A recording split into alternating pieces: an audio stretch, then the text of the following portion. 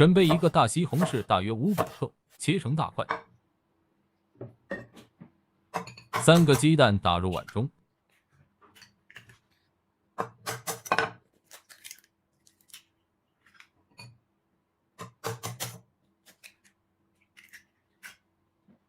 搅拌均匀。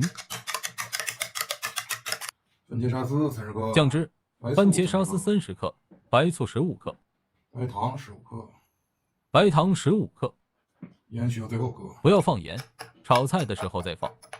把酱汁搅拌均匀。水淀粉，淀粉1小勺，水1大勺，水，和上水淀粉，搅拌均匀。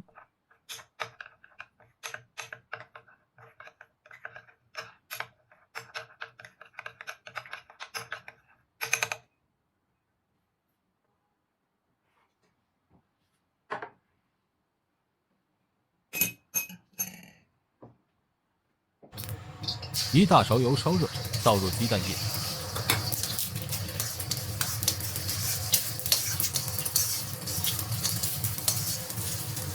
把鸡蛋炒熟，捞出备用。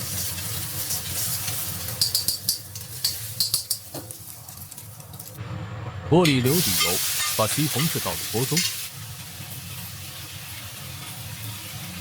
加1勺水，继续翻炒。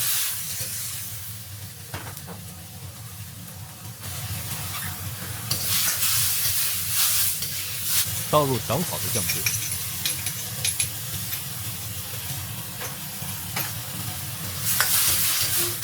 搅拌均匀。倒入炒好的鸡蛋，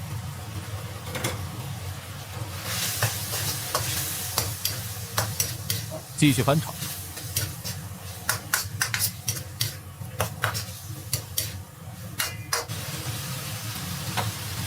放入盐6到7克。淋入水淀粉，搅拌至汤汁粘稠就可以了。这道菜就做好了。